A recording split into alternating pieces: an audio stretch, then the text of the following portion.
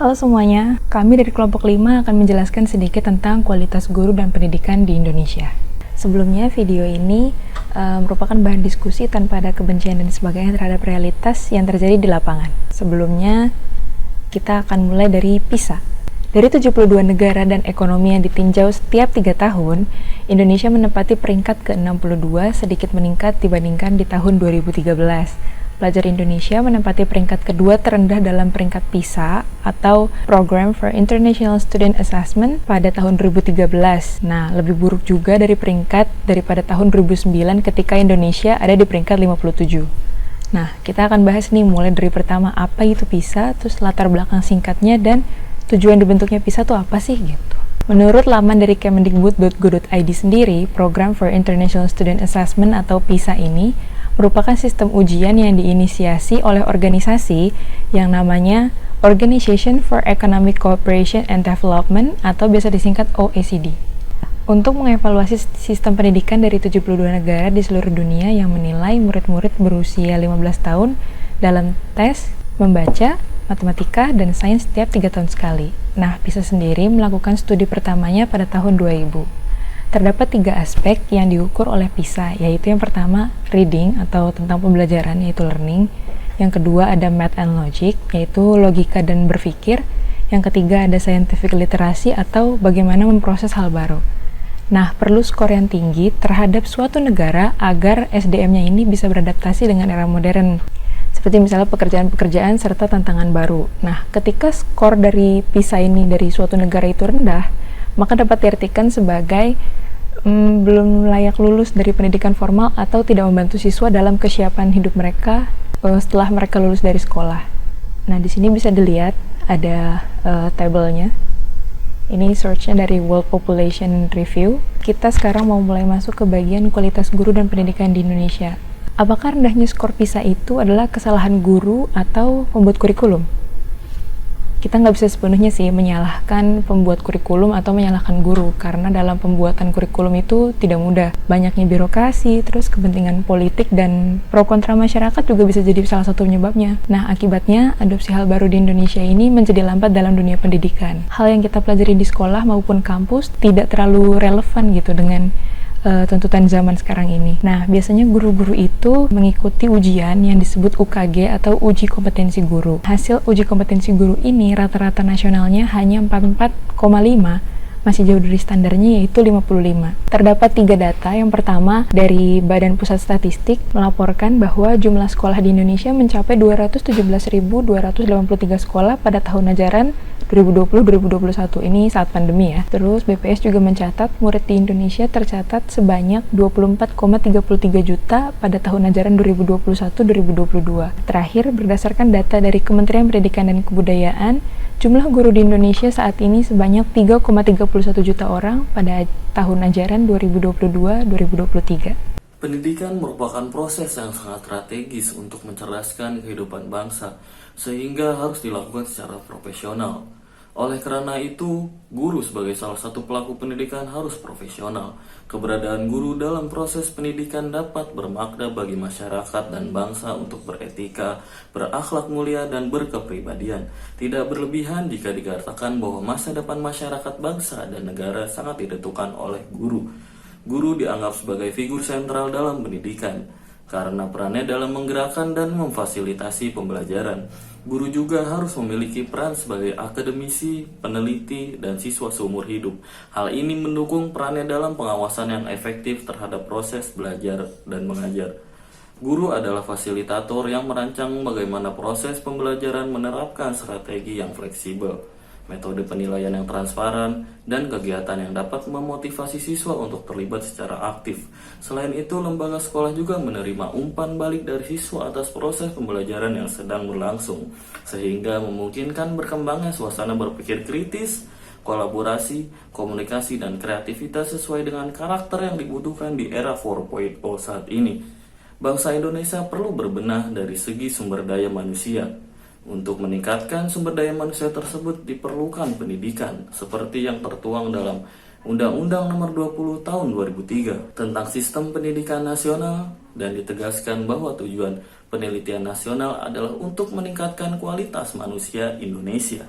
yaitu manusia yang beriman dan bertakwa kepada Tuhan yang Maha Esa, berakhlak mulia, berkepribadian, mandiri, maju, tangguh, cerdas, kreatif, terampil, disiplin, etos kerja, profesional, bertanggung jawab, sehat jasmani dan rohani. Pendapat tersebut sejalan dengan tujuan pendidikan menurut Ki Hajar Dewantara, yaitu memerdekakan manusia dengan selamat raganya dan bahagia jiwanya. Dengan merumuskan tujuan tersebut, selain pendidikan di Indonesia, peningkatan kualitas sumber daya manusia di bidang ilmu pengetahuan, teknologi, dan seni juga membentuk karakter bangsa Indonesia. Peran penting yaitu memajukan dan menjaga diri, memelihara, menjaga bangsa, serta memelihara dan menjaga dunia. Peran itu yang disebut sebagai filosofi Tri Rahayu. Semua itu berhubung dan semuanya berkontribusi pada kepentingan yang lebih besar. Everything is connected. Sejalan dengan pemikiran dari Ki Hajar Dewantara untuk meningkatkan pendidikan dalam asas trikon. Yang pertama yaitu kontinuitas. Pendidikan harus berkelanjutan. Apa yang kalian capai hari ini adalah hasil yang kalian pelajari dari masa lalu. Belajar itu terus-menerus dan menjadi lebih baik dari hari ini. Yang kedua yaitu convergent. Ilmu dari berbagai sumber konsep pendidikan, seperti konsep pendidikan dari luar, yaitu Montessori dan Froebel. Yang ketiga yaitu konsentris. Pendidikan yang dilakukan tidak lepas dari kepribadian bangsa kita sendiri, karena tujuan utama pendidikan kita adalah menuntun tumbuh kembang anak setinggi-tingginya sesuai dengan karakter budayanya sendiri. Pada akhirnya pendidikan Indonesia yang berkualitas dan berkepribadian dapat terbentuk. Kepribadian ini akan memberikan warna khas pada bangsa Indonesia. Terima kasih, saya Daniel Yusuf, akan dilanjutkan kembali oleh rekan saya. Sekian, terima kasih. Nah, sekarang gue mau bahas tentang permasalahannya. Gimana sih kondisi kualitas guru sama pendidikan di Indonesia? Bicara tentang sistem pendidikan di Indonesia, itu gue berani bilang kalau di Indonesia sistem pendidikan kita tuh masih cacat. Kenapa? Karena gini, kita belajar di sekolah itu 11 mata pelajaran ya, kalau nggak salah itu kita belajar 11 mata pelajaran, tapi kita nggak dikasih tahu sama guru ini tuh buat apa, ini tuh kenapa kita harus belajar ini gitu. Yang kita tahu tuh ya udah kita diajarin, terus langsung suruh ngerjain soal, ulangan, lulus gitu. Nah, para siswa ini tuh diajarin sama materi-materi yang mereka nggak butuhkan dan nggak didesain untuk dipahami, melainkan menghafal. Gue bisa kasih contoh. Di Indonesia tuh kita dibiasain untuk dikasih tugas kayak ngerangkum bab 2 sampai bab 3 contohnya. Bab 2 sampai bab 3 yang masing-masing itu 10 halaman. Terus ngerjain pilihan ganda sama esai. Hal tersebut menjadikan anak-anak ini tuh belajar dan berpikir sesuai dengan teks. Bukan diajarin tentang hal-hal yang mereka butuhin di kehidupan sehari-harinya. Kita tuh diajarin untuk menghafal gitu, bukannya critical thinking. Terus gue bisa kasih contoh di Finlandia. Di Finlandia itu siswa-siswa tuh nggak diajarin kayak di Indonesia yang cuma dikasih pilihan ganda sama esai, tapi mereka disuruh untuk berdiskusi sama orang tuanya. Kayak misalnya nih si guru ngasih contoh, kamu diskusi anak di rumah sama orang tua kamu tentang apa sih persamaan semut dengan manusia dalam hal berinteraksi. Nah, hal-hal yang kayak gitu tuh yang bikin si anak jadi berpikir kritis, atau mereka tuh punya skill critical thinking. Hal kayak gitu tuh yang bikin si anak terdorong untuk mengungkapkan gagasan sama mengasah critical thinkingnya dia. Oke, gue kasih contoh. Kayak misalnya siswa yang ditugaskan untuk presentasi. Mereka tuh kebanyakan presentasi masih dalam metode menghafal atau ngebaca teks. Kayak gitu. Kayak gue ini, ngebaca teks. Dan gue yakin ada beberapa mahasiswa yang masih menggunakan metode menghafal, atau yang lebih parahnya itu mereka masih ngebaca teks gitu. Tapi ya maksud gue, kalau lu ngebaca teks, ya seenggaknya kalimat-kalimatnya itu yang ngalir aja gitu, meskipun lu butuh kata kunci untuk apa yang mau lu omongin berikutnya. Bahkan ya di mata kuliah sebelumnya itu gue pernah nemuin seorang dosen ini tuh dia ngasih pelajaran ke mahasiswanya, ngasih materi gitu, terus udah dikasih materinya kan berbentuk PPT. Nah, itu sama si dosen dibaca PPT-nya, bener-bener dibaca gitu. Maksud gue, kalau lu ngasih materi PPT seenggaknya nggak yang bener-bener ngebaca gitu loh, ngasih opini-opini atau pendapat lain lu gitu. Kalau timbang ngebaca mah gue juga bisa ngebaca sendiri. Nah, balik lagi ke yang tadi 11 mata pelajaran yang diajarin di sekolah, tapi kita nggak tahu itu tuh berguna atau enggak. Kalau kata Deddy Corbuzier ya, seharusnya siswa-siswa ini tuh sejak SMP udah dikasih tahu mana pelajaran yang mereka sukai, mana yang mereka tuh kurang minati gitu. Jadi yang mereka suka itu mereka lancipin, mereka runcingin, rekayasa terus, sedangkan yang mata pelajaran yang nggak mereka terlalu minati itu bisa belajar basic-basicnya aja. Pendapat tersebut menghasilkan jawaban kalau misalnya siswa yang lulus ini nantinya tuh tahu mereka mau jadi apa gitu, tahu mereka punya skill apa yang itu bakal ngebantu dia buat ngedapetin pekerjaan atau ikut berkontribusi lah untuk masyarakat. Para siswa ini dipaksa buat diseragamkan gitu. Padahal mereka tuh punya keahlian dan keterampilan di bidangnya masing-masing. Kayak misalnya si A, dia jago olahraga ya, dia jago di bidang olahraga ya, tapi di bidang matematika dia kurang gitu. Begitupun juga si B, dia di matematika katakanlah bagus gitu, tapi pas olahraga dia malah kelemar-kelemar. Itu kan punya slotnya masing-masing gitu, nggak bisa disamaratakan kayak kamu harus pinter, kamu harus ngejar mata pelajaran 1 sampai 11 gitu. Semua mata pelajaran kamu harus benar gitu. Tuntutan-tuntutan kayak gitu yang bikin si anak jadi kayak. Nah, apa sih tujuan dari pendidikan? Dari yang gue baca di artikel ya, tujuan pendidikan itu yaitu menyiapkan manusia-manusia ini untuk menjalani hidup dan mengasah keterampilan, skill-skill yang mereka punya supaya berguna di masa depan. Kalau gue ambil contoh kasus dari beberapa video yang gue tonton, video di YouTube yang gue tonton, disebutin sih kalau misalnya di Jerman itu ketika mereka ulangan ya udah open book gitu, karena di sana tuh nggak ada kayak pilihan ganda, esai gitu. Jadi mereka ulangan 4 jam open book, boleh makan, boleh minum. Mereka tuh disuruh ngisi hal-hal yang mengasah critical thinking skillnya gitu. Satu hal lagi yang mau gue kasih contoh yaitu di MIT University itu tuh mereka ketika ujian itu dikasih cheat sheet gitu. Jadi kayak dikasih cheat sheet, isinya misalnya kayak CO2 tuh apa, helium tuh apa, istilah-istilah yang berkaitan dengan rumus-rumus atau nama-nama lain tuh mereka dikasih tahu itu tuh apa-apa. Terus di papernya mereka tuh ditugaskan untuk berpikir kritis gitu. Kayak misalnya gimana sih lu mau ngebangun sebuah roket gitu, lu mau bikin roket tuh apa-apa aja yang harus lu pakai gitu. Misalnya kayak lu butuh bahan metal solid, terus lu butuh bahan bakarnya tuh dari apa-apa gitu. Mereka diajak untuk memiliki visi gitu. Tapi di Indonesia kita tuh dipaksa buat menghafal teori dan teori, rumus-rumus A sampai Z itu kita tuh dipaksa ngafal gitu, dan ya hasilnya apa gitu. Emang ketika lu kerja lu ditanyain rumus Pitagoras itu apa, terus teori kuantum tuh apa sih, terus gitu. Menurut lu multiverse itu ada nggak sih gitu. Menurut Thanos tuh harusnya menang atau kalah gitu. Enggak kayak gitu kan. Jadi hal-hal kayak gitu tuh useless gitu buat gue ya. Terus balik lagi ya ke perbandingan antara Jerman, Finlandia, Indonesia itu tuh mungkin sebagian dari kalian kayak lah itu kan nggak apple to apple gitu, itu kan nggak fair gitu, lu ngebandingin hal-hal yang jauh gitu ya. Emang itu intinya jadi gitu loh. Kita nih sistem edukasinya mau dibawa kemana gitu. Makanya dengan kita ngelihat si Australia, si Finlandia, si Jerman ini, ya kita tuh seenggaknya nyobalah ngebenerin sistem edukasi. Oke, permasalahannya itu aja sih menurut gua sejauh ini ya, itu aja. Karena kalau digali lebih dalam lagi takutnya ada yang tersinggung, dan selanjutnya bakal lebih bitter lagi sih menurut gue. Pembahasan selanjutnya itu kualitas guru di Indonesia gitu. Pernah gak sih lu nemuin guru yang diskriminatif gitu? Oke, halo, selamat malam, halo semua.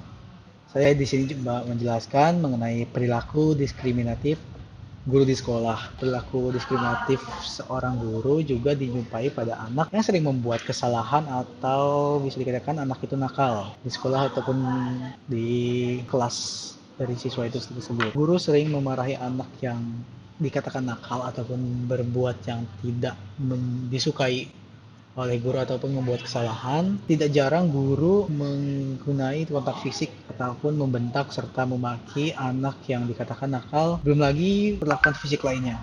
Nah, mengacu dari perilaku guru yang diskriminatif, hal ini juga mengacu mengenai kualitas dari guru yang ada di Indonesia. Sangat-sangat sayang dikatakan mengenai kualitas guru di Indonesia bisa dikatakan tidak baik. Kira-kira apa ya penyebabnya? Oke, beberapa data ataupun artikel yang kita cari yang mengenai kualitas guru di Indonesia bisa dikatakan tidak baik. Guru di Indonesia dipaksa membuat administrasi seperti RPP. RPP sendiri merupakan singkatan dari Rencana Pelaksanaan Pembelajaran. Dalam Pedoman Umum Pembelajaran Kurikulum 2013 disebutkan bahwa rencana pelaksanaan pembelajaran atau RPP adalah rencana pembelajaran yang dikembangkan secara rinci dari suatu materi pokok atau tema tertentu mengacu pada silabus. Sebenarnya hal tersebut banyak dikatakan sangat membuang waktu. Seperti ada satu laman dari Kompas dengan headline boros kertas, guru habiskan 2 rim hanya untuk administrasi.